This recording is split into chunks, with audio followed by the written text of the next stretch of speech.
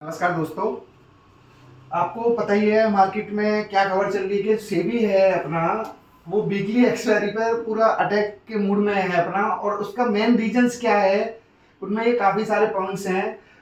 सबसे बड़ा तो यहाँ पे स्पेकुलेशन होने लगी है। आपको पता है वीकली एक्सपायरी के अंदर मैं बताता हूँ स्पेकुलेशन कैसे हो रही है। और फाइनेंशियल में सेबी की खुद की रिपोर्ट आई है 2022 से लेके 25 तक जो लॉस की फिगर आ रही है डीलर्स की वो 92% है। पहले तो ये जो रिपोर्ट आई थी 2023 के एंड में जब 90% का था, अब ये फिगर हो गई है रिटेलर्स की 92% के आसपास। अब आप आइए समझते हैं कि सेबी क्यों करना चाह रहा है ऐसा सेम अपना जो स्टेप था, जो अभी ये वीकली एक्सपायरी को क्लोज करके ये कह रहे हैं मंथली एक्सपायरी की तरफ जाएंगे। उसका एक ही मेन रीजन है अपना, जैसे 2015 से पहले भी सेम क्या होता था, एक ही एक्सपायरी रहती थी मंथली अपना, कोई बीच की एक्सपायरी नहीं होती थी। इस केस में क्या होता था पहले कि मंथली एक एक्सपायरी, तो ऊपर नीचे ज्यादा स्पेकुलेशन होती नहीं थी अपना इंट्राडे के अंदर।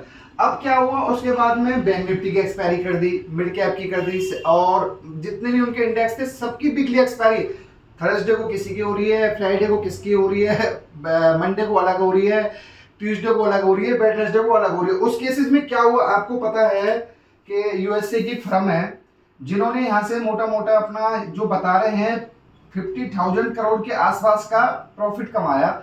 उसमें से जो 50,000 तो कह रहे हैं फिगर, बट एक्चुअल जो फिगर जो सेबी के अपना उसमें आया था 5,000 के अप्रोक्स कहा था उन्होंने। इसमें इन लोगों ने क्या किया बैंक निफ्टी के अंदर मैं बताता हूँ। बैंक निफ्टी में सबसे ज्यादा वेटेज किसकी है अपना, एचडीएफसी बैंक और आईसीसी बैंक की। अगर आप इन दोनों स्टॉक को पकड़ें एचडी अपना बैंक निफ्टी के अंदर, तो अप्रोक्स 60 से 65% वेटेज बन जाती है अपना। तो ये लोग क्या करते थे मॉर्निंग में, तो अपना पोजीशन प्लस कर ली इन्होंने। उस टाइम पे पोजीशन प्लस करने के बाद में जैसे जैसे बैंक निफ्टी ऊपर जा रहा है, जब आप एचडीएफसी और आईसीसी बैंक के शेयर प्लस करते जाओगे तो ऊपर जाएगा, ऑब्वियस सी बात है। उसके बाद ये पुट थी जो, उन पुटों को ही बहुत सस्ते रेट पे एक्सपायरी वाले दिन ले लेते थे। मान लो 100 रुपए की है, 150 रुपए की है। उसके ये रीजन ये थे कि एचडीएफसी और आईसीआईसीआई जा रहा है, एक्सपायरी है, तो ऑटोमेटिक जो पुट्स के रेट है वो डाउन है। ये फिर 12-1 बजे के बाद क्या करते थे, हैवी सेलिंग करते थे एचडीएफसी और आईसीआईसीआई में। उसकी वजह से जब पुट थी ना, ये 100 रुपए वाली पुट जो थी 300, 400, 500 तक हो जाती थी आपको बताऊं। उसकी वजह से यहाँ तो इनका नुकसान हुआ एचडीएफसी आईसीआई में, जो उन्होंने पोजीशन ली कैश सेगमेंट के अंदर 100 करोड़ फॉर एग्जांपल, यहाँ पे उन्होंने 500-700 करोड़ पे इसलिए कमा लिया। और ये नुकसान किसका होता था, सारा का सारा रिटेलर्स का, जिन्हें कुछ इस गेम के बारे में कोई आइडिया ही नहीं था, आप ये समझिए। तो उस केस में अब बात करते हैं हम, सेबी ये कह रहा है कि हम वीकली एक्सपायरी क्लोज करेंगे, क्योंकि जब किसी प्रॉफिट को अपना बिजनेस को तब चलाओ उसमें बेनिफिट है। यहाँ तो रिटेलर्स का नुकसान ही हो रहा है इस केस के अंदर।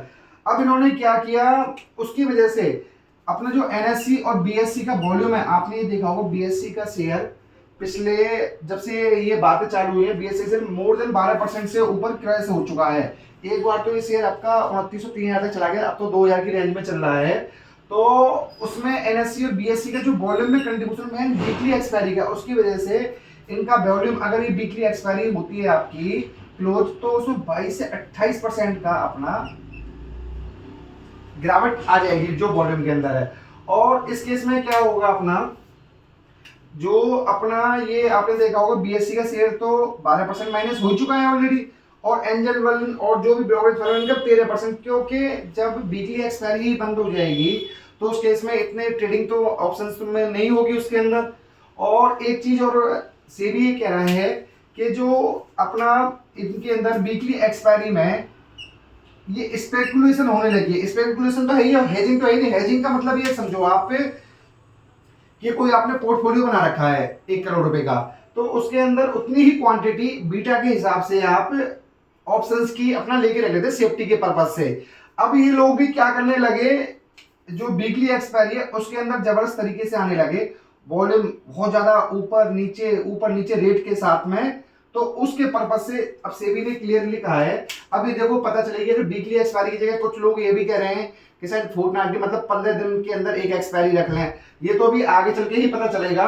और इसका जो मेन रीजन है जो सेबी ने बताया है, ये जो मैंने आपके सामने पॉइंट रखा है, इसमें रिटेलर्स का अप्रोक्स 92% का लॉस हो रहा है। और दोस्तों कमेंट सेक्शन में जरूर बताइएगा कि आपको किसी भी को वीकली एक्सपायरी क्लोज करनी चाहिए या नहीं करनी चाहिए। और एक रिक्वेस्ट और है, अगर आपको वीडियो अच्छी लग रही हो तो प्लीज वीडियो को लाइक करें और चैनल को सब्सक्राइब करें। Thank you so much.